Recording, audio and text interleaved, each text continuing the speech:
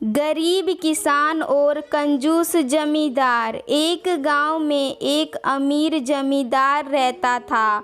उसे अपने पैसों पर बड़ा घमंड था। जितने अधिक पैसे उसके पास थे उतना ही वह कंजूस भी था। अपने खेतों में काम करने वालों किसानों से वह खूब काम करवाता, मगर पगार कौड़ी भर भी न देता। मजबूर गरीब किसान मन मारकर उसके खेत में काम करते। उसी गांव में रामू नामक एक किसान रहता था। उसके पास थोड़ी सी जमीन थी। उसी में खेती बाड़ी कर वह अपना और अपने परिवार का गुजारा चलाता था। रामू बड़ा मेहनती था। वह दिन भर अपने खेत में काम करता और अपनी मेहनत के दम पर इतनी फसल प्राप्त कर लेता कि अपने परिवार के लिए 2 वक्त की रोटी जुटा सके। गांव के बाकी किसानों के पास रामू के मुकाबले अधिक जमीनें थी। वे रामू की मेहनत देखकर हैरान होते कि कैसे इतनी सी जमीन में वह इतनी फसल उगा लेता है। एक साल गांव में भयंकर सूखा पड़ा। बिना बारिश के खेत खलिहान सूखने लगे। गरीब किसानों के पास सिंचाई की कोई व्यवस्था न थी। वे सिंचाई के लिए बारिश पर ही निर्भर थे, इसीलिए उनकी सारी फसल बर्बाद हो गई। रामू के साथ भी यही हुआ। अपने छोटे से खेत में वह किसी तरह अपने परिवार का पालन पोषण कर रहा था। अब उनके सामने भूखों मरने की नौबत आ गई।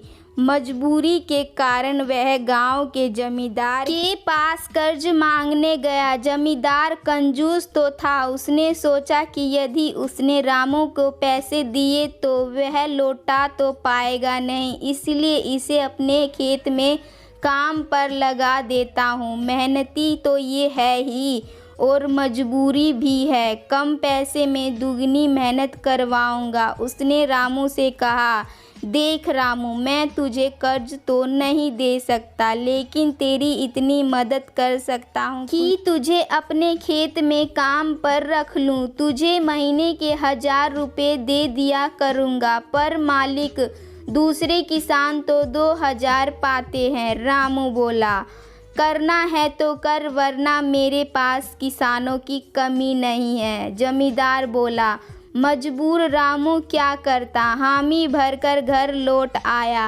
अगले दिन से जमींदार के खेत में काम करने लगा। मेहनती तो वह था ही, वह खूब मेहनत और लगन से काम करता। उसने 4 महीने का काम 2 महीने ही में कर दिया।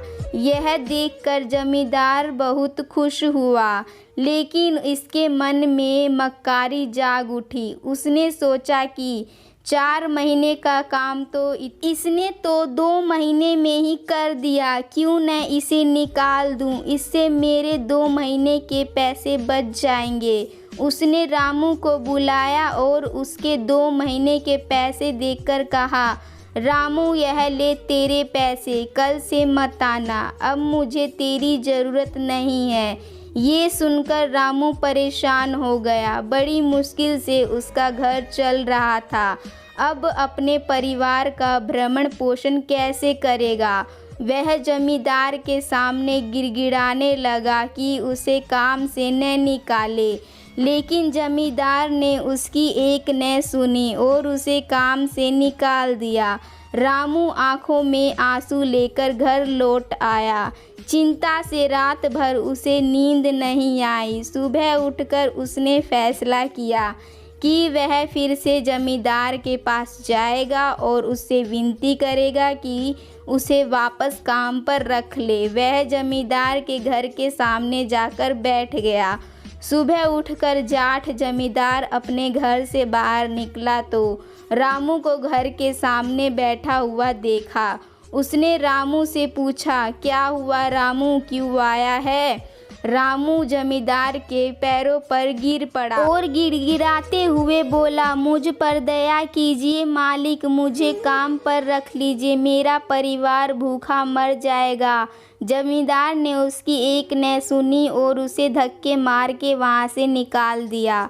रामू उस समय तो वहाँ से चला गया, लेकिन अगली सुबह फिर सेठ के घर के सामने जाकर बैठ गया। जमींदार ने उसे फिर बुरा भला कहकर भगा दिया। अब से रोज यही क्रम चलने लगा। रामू रोज जमींदार के घर के सामने जाकर बैठ जाता और जमींदार उसे भगा देता। पूरे गांव में इस बात की चर्चा होने लगी।